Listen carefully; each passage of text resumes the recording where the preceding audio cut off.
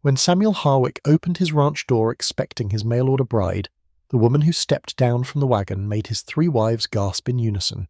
not from her considerable size, but from the strange markings covering her arms and the ancient book she clutched that made their crucifixes burn cold. Samuel Harwick stood frozen in his own doorway as the impossibly large woman set her weathered leather book on his kitchen table with deliberate care, her movements graceful despite her considerable size, while behind him Martha, Elizabeth and Rose pressed together near the fireplace,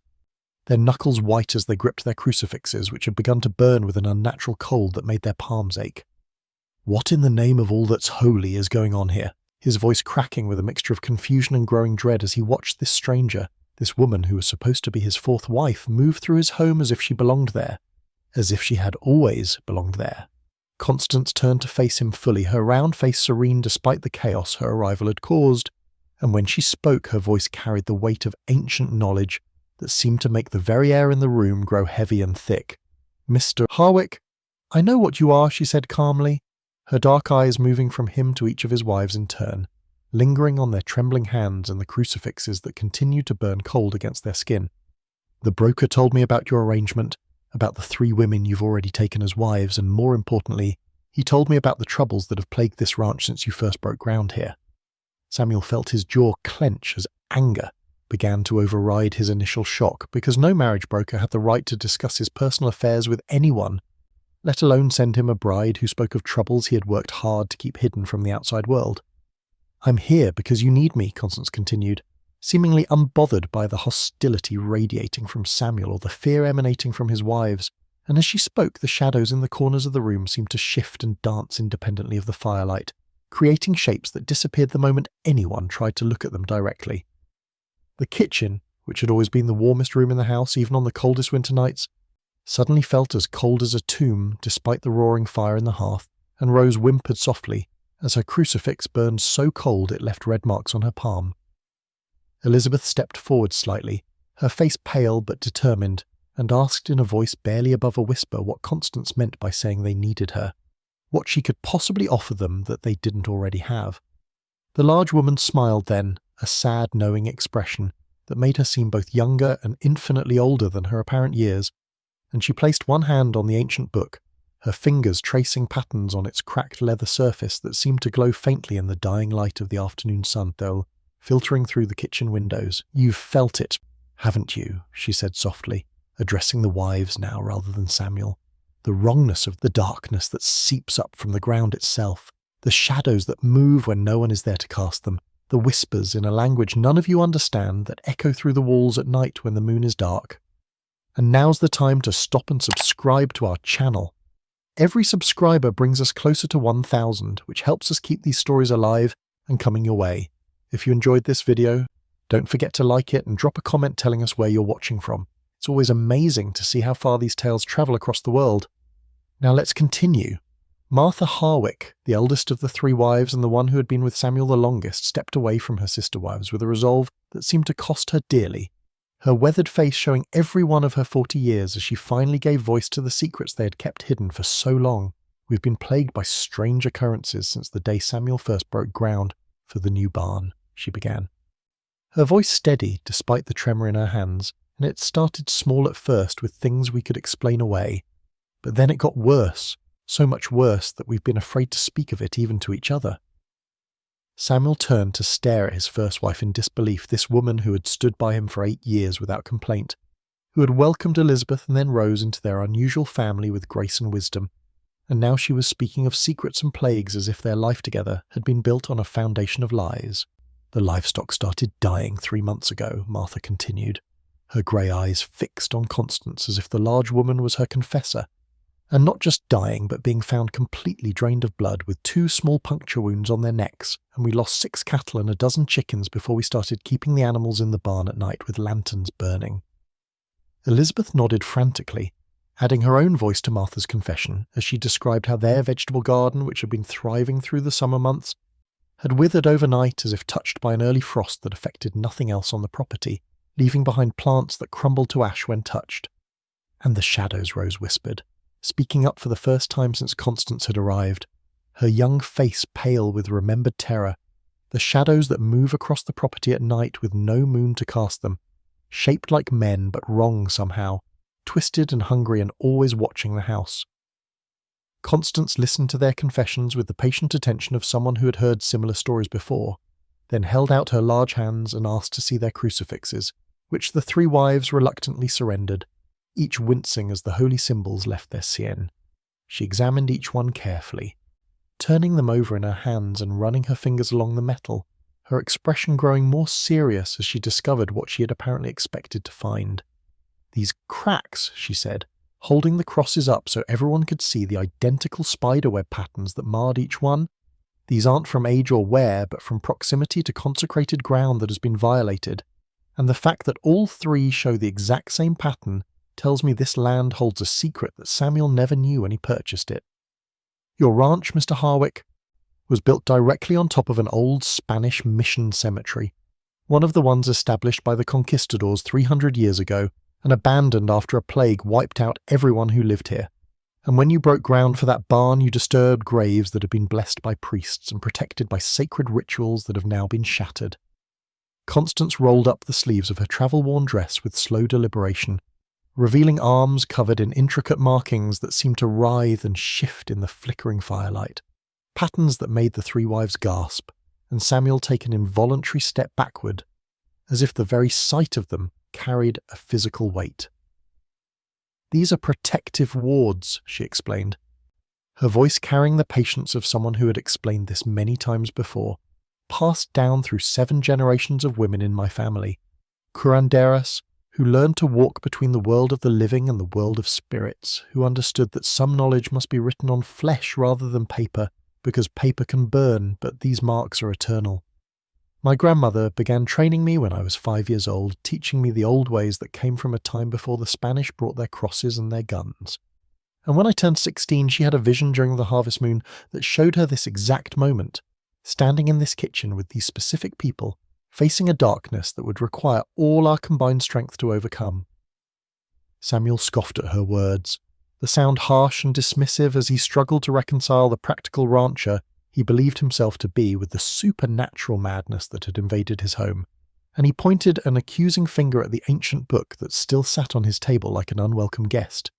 "You expect me to believe that some old woman hundreds of miles away saw this moment in a vision and sent you here with your superstitious nonsense, and that book full of primitive rituals to save us from ghosts and demons that exist only in the minds of the weak and frightened?"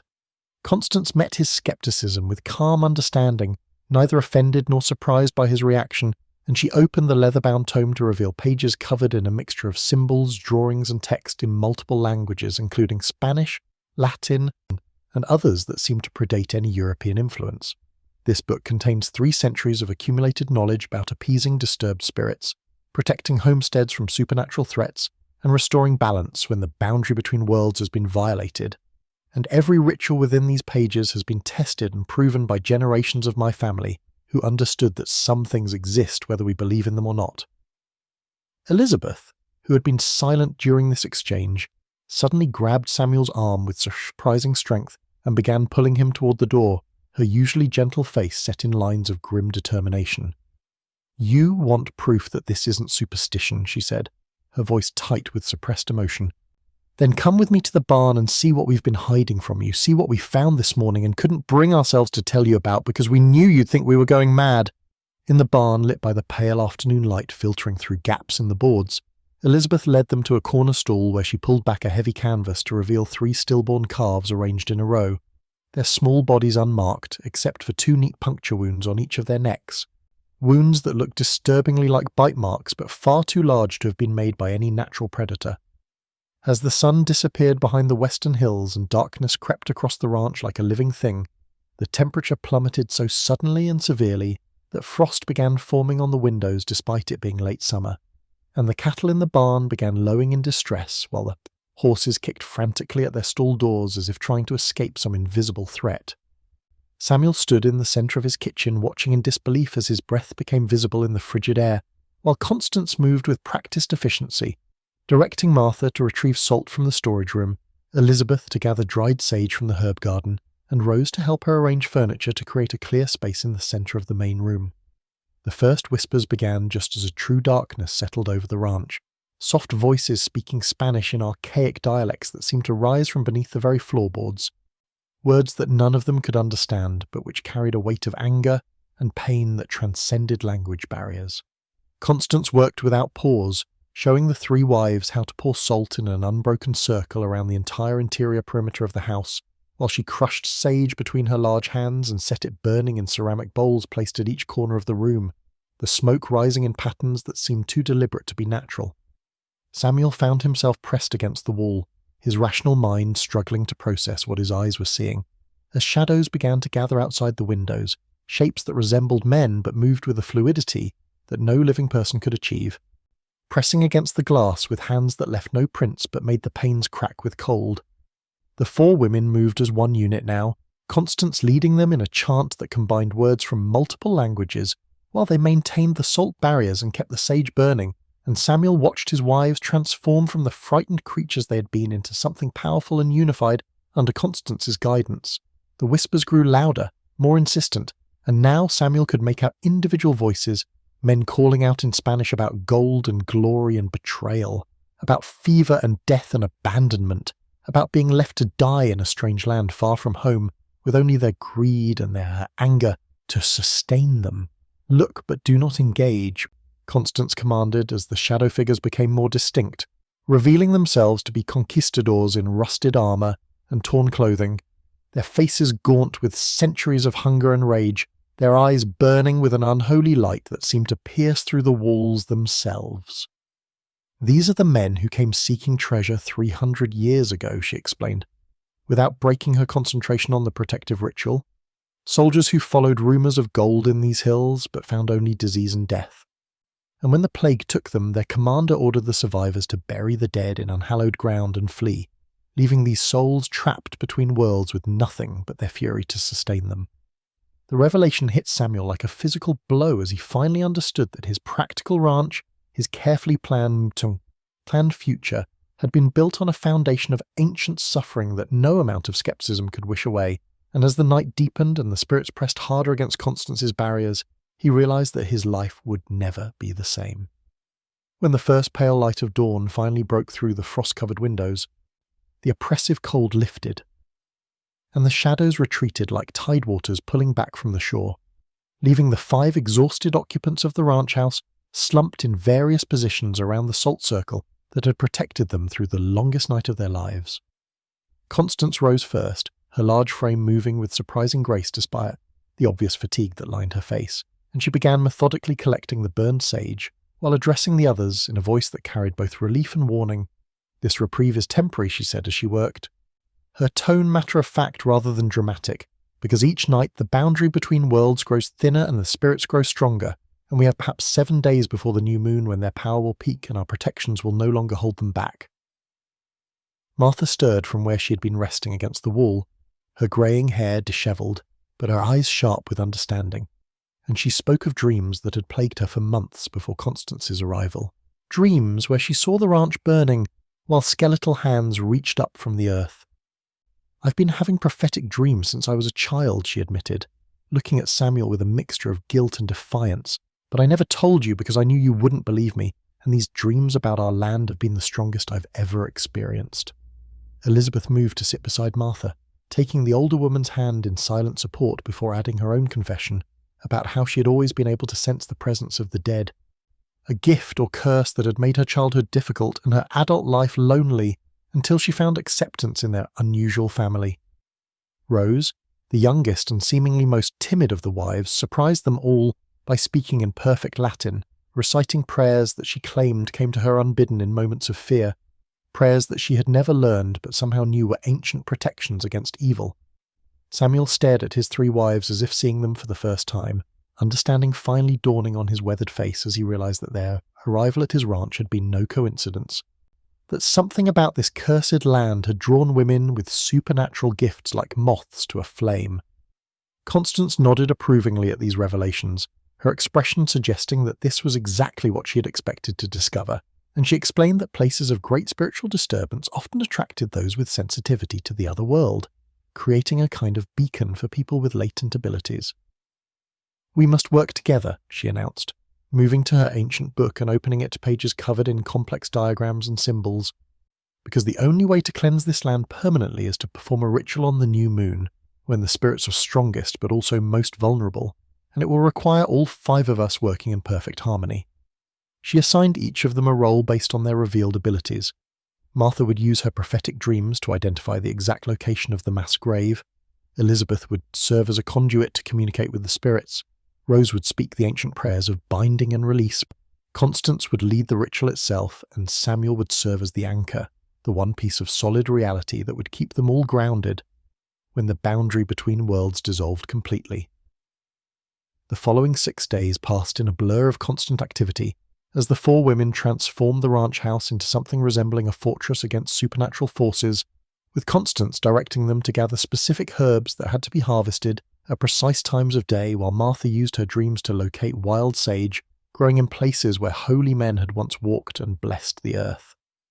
Elizabeth spent hours creating talismans from materials that seemed ordinary but carried spiritual significance, including crow feathers bound with hair from each woman, river stones marked with protective symbols using charcoal mixed with salt, and small cloth pouches filled with earth from consecrated ground that Rose had identified through her mysterious knowledge of sacred places. Samuel watched all this preparation with growing frustration and disbelief, refusing to participate despite Constance's patient attempts to explain his crucial role as the anchor that would keep them all connected to the physical world when the spiritual boundary dissolved, and he took to spending his days in the barn tending to the livestock, while trying to convince himself that his wives had simply fallen under the spell of a clever charlatan. On the 4th day of preparation, his skepticism met its match when he entered the barn at dawn to find his prize bull Samson standing in the centre of the main floor, rather than in his reinforced stall. The massive animal's eyes rolled back to show only whites while foam dripped from his mouth, and his powerful muscles trembled with an energy that seemed to come from somewhere beyond the physical world. The bull turned towards Samuel with movements that were wrong in every way, too fluid and purposeful for an animal. And when it spoke in guttural Spanish using Samson's throat to form words no bull should be able to make, Samuel felt his entire worldview shatter like glass hitting stone. The possessed animal charged with supernatural speed, 2,000 pounds of muscle and horn driven by an intelligence that wanted nothing more than to gore the man who had disturbed its eternal rest, and Samuel dove aside at the last second, feeling the wind from the bull's passage as it crashed into the barn wall with enough force to splinter boards. He scrambled to his feet and ran for the door, but found it mysteriously barred from the outside, trapping him with the possessed beast that turned with that same unnatural grace and prepared for another charge, its eyes now glowing with the same unholy light he had seen in the shadow figures that pressed against his windows each night. Just as the bull launched itself forward again and Samuel prepared to meet his death, Rose appeared as if from nowhere, her young voice rising in Latin prayers that seemed to make the very air vibrate with power, and the charging animal stumbled mid-stride as if hitting an invisible wall. The bull collapsed mere feet from Samuel, convulsing as the possessing spirit fought against Rose's prayers, and finally, with a sound like wind escaping from a cave, the entity fled and left Samson unconscious but breathing normally on the barn floor. Samuel fell to his knees beside his young wife, his whole body shaking as he finally accepted what he had been denying, and when he looked up at Rose, her face held only compassion as she helped him to his feet and led him back to the house where Constance waited with the ancient book open to the pages that would teach him to be their anchor in the coming battle. When the new moon rose invisible in the coal-black sky, the 5 of them took their positions at the cardinal points of the property, with Samuel standing in the exact centre where Martha's dreams had revealed the mass grave lay beneath seemingly innocent earth, while Constance stood to the north with her ancient book open and her protective markings glowing faintly in the darkness. Martha took the eastern position where the sun would rise if they survived the night. Elizabeth stood to the south with her hands already trembling from the proximity of so many restless dead, and Rose faced west while her lips moved in continuous Latin prayers that seemed to create a barrier of sound against the growing supernatural pressure. Constance began the ritual by calling upon powers from 3 different traditions, starting with native words that predated any European presence on this land, followed by Spanish Catholic prayers that would have been familiar to the dead conquistadors, and ending with frontier Protestant hymns that represented the current inhabitants of this cursed ground. The effect was immediate and overwhelming as the very air seemed to thicken and twist, reality bending in ways that made their eyes water and their stomachs churn, while beneath their feet the ground began to tremble as if something massive was stirring in the depths. The conquistador spirits materialized not gradually as they had on previous nights, but all at once, dozens of armored figures rising from the earth itself with their rusted weapons drawn and their faces twisted in eternal rage, no longer shadows but fully manifest entities that retained every detail of their dying moments, including the plague boils that had burst on their skin and the blood that still seemed fresh on their armor. Samuel felt the weight of their collective gaze fall upon him as he stood at the center of their grave. The anchor point that Constance had explained would either hold their ritual together or become the focus of the spirit's wrath if he faltered. And he forced himself to remain steady, even as every instinct screamed at him to run. The four women began channeling their power through Constance, who stood with her arms raised and her voice rising and falling in a complex pattern that seemed to weave the disparate traditions into a single force. While Martha's prophetic sight revealed the spirit's movements before they made them, Elizabeth's connection to the dead allowed her to feel their ancient pain and fury. And Rose's prayers created bonds that held the entities within the ritual circle. The conquistadors attacked not physically but spiritually, attempting to possess each of the participants in turn, starting with Rose, whose youth they mistook for weakness, until her Latin prayers burned them like acid, then moving to Elizabeth, who gasped and swayed as dozens of voices tried to force their way into her mind, only to be repelled by her lifetime of experience with the dead. Martha they attacked through her dreams, trying to trap her in visions of their gold lust and brutal deaths, but her prophetic gift allowed her to see through their deceptions and maintain her position, while Constance they could not touch at all, her protective markings and ancestral knowledge creating a barrier they could not breach no matter how they raged and threatened. The ritual reached its crescendo as Constance raised her voice above the supernatural wind that had begun to howl across the property, and she revealed the final component that she had kept hidden until this crucial moment, turning to Samuel with eyes that held both compassion and steel. "You must offer them a choice," she shouted above the chaos, her words cutting through the screams of the dead and the crackling energy that filled the air. Because forced banishment will only delay their return, but a freely made choice can break the chains that bind them to this place forever. Samuel felt his knees buckle as the weight of this responsibility crashed down upon him, understanding that he must somehow find words to reach beings who had spent 3 centuries nursing their rage and pain. But before he could speak, the leader of the conquistadors, a tall figure whose armor still bore the insignia of his rank, moved forward with purpose that set him apart from his followers. The spirit dove into Samuel like ice water flooding his veins, and suddenly he was no longer standing on his ranch in 1890, but was instead experiencing memories that were not his own, feeling the desperate greed that had driven these men across an ocean to seek golden cities that existed only in legend. He felt the fever burning through his body that was not his body, tasted the blood in his mouth as the plague ravaged the expedition, experienced the terror of watching his men die one by one, while their commander ordered the survivors to bury the dead without proper rites and flee before they too succumbed. Through Samuel's mouth, the conquistador spoke in accented English, learned from centuries of listening to the living, his voice carrying the weight of 300 years of existence as a creature of rage and shadow. "We came for glory and gold, but found only death in this cursed land," the spirit said through Samuel's lips while his wives watched in horror and fascination. "And when we died, our souls could not rest because we were buried without confession, without absolution, without even markers to show where we fell." The possession was agony for Samuel, but he forced himself to remain conscious within his own mind, to bear witness to the centuries of loneliness and fury that had transformed these men from sinners, seeking redemption, into monsters, seeking only vengeance on any who dared to live where they had died.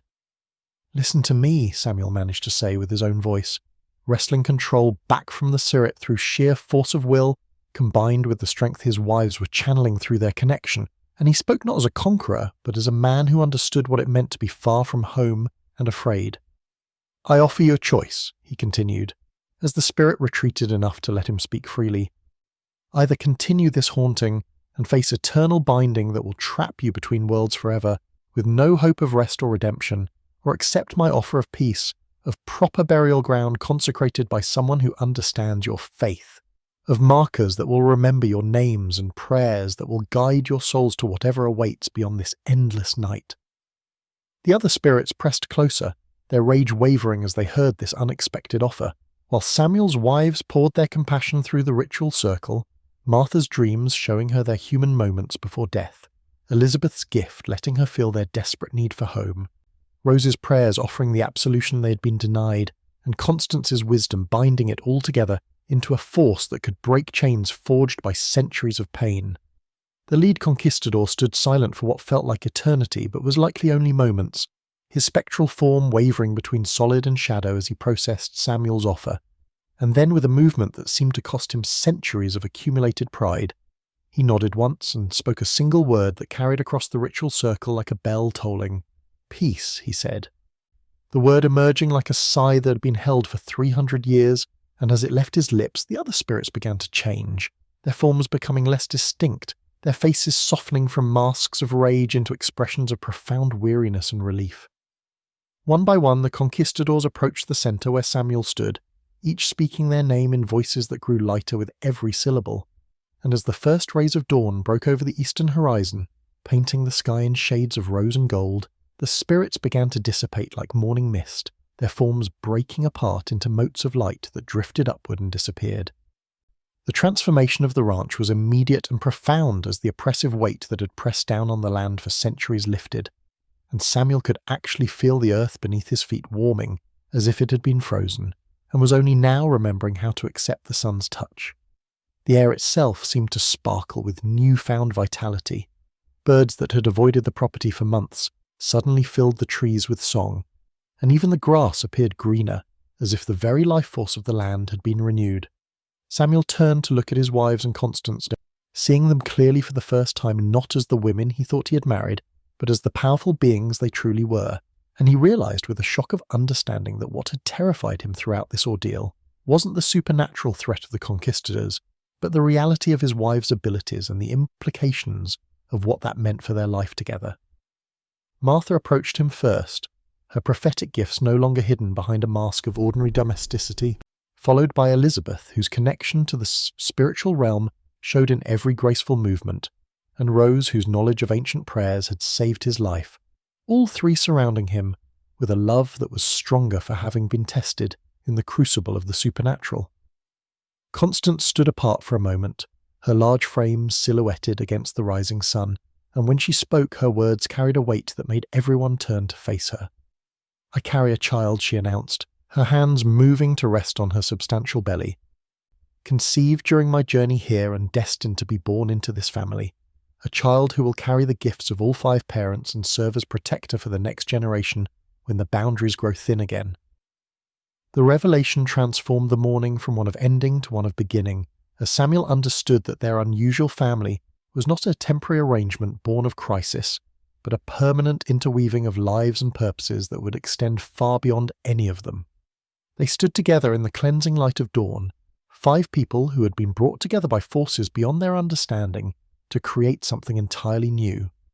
A family bound not by convention but by shared purpose, mutual respect, and a love that embraced both the natural and supernatural aspects of their intertwined destinies,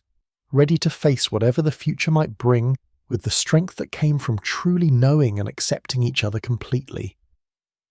6 months after the cleansing ritual that had freed the conquistador spirits and transformed their cursed land into blessed ground,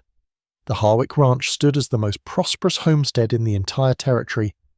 with cattle that grew fat on grass that seemed perpetually green, crops that yielded harvests twice the size of neighbouring farms, and a reputation that drew visitors from 3 territories away. Samuel had embraced his role not just as husband to 4 remarkable women, but as the anchor that kept their supernatural gifts grounded in practical reality. And he found himself managing both the business aspects of their success and the increasing number of desperate homesteaders who arrived at their door seeking help with hauntings, curses, and other supernatural troubles that plagued the frontier. Martha's prophetic dreams now guided them to families in need before tragedy could strike, while Elizabeth had developed her gift to the point where she could communicate clearly with spirits and help them find peace, and Rose had begun teaching her Latin prayers to other young women who showed similar sensitivities to the divine. The storm that announced the birth of Constance's child arrived with supernatural fury, lightning striking the ground in perfect circles around the house, while rain fell upward. For several minutes, before gravity remembered its purpose, and when baby Thomas finally entered the world, he did so with eyes that shifted colour like storm clouds and tiny hands that made the midwife's cross glow with warm light. The child proved to be everything Constance had predicted, showing signs of gifts inherited from all 5 parents, including Samuel's steadfast grounding influence, and by 3 months old he could calm agitated animals with a touch, and caused withered plants to bloom simply by crawling near them. Word of the witch rancher and his 4 wives spread throughout the territory, whispered in saloons and general stores by those who feared what they didn't understand, but for every person who crossed themselves when the Harwick name was mentioned, there were 2 more who had been helped by the family's unique abilities and spoke of them with gratitude and wonder. The evening of the summer solstice found all 5 of them gathered on the expanded porch that Samuel had built to accommodate their growing family. With baby Thomas passed between his mothers while they watched the sun set over land that thrummed with peaceful energy. Samuel stood with his arms around Martha and Elizabeth while Rose leaned against Constance, who cradled their miraculous child, and together they surveyed their domain with the satisfaction of people who had faced the darkness and emerged not just victorious but transformed. The whispers would continue, Samuel knew, and there would always be those who feared or misunderstood their arrangement. But as he looked at his wives and felt the power that flowed between them like a river of light, he understood that they had created something stronger than convention, deeper than normal marriage, and more enduring than any traditional family structure. They were protectors now, guardians of the boundary between worlds, a beacon of hope for those plagued by forces beyond normal understanding, and as the first stars appeared in the evening sky, they stood together as one family forged in supernatural fire and bound by love that transcended every earthly limitation.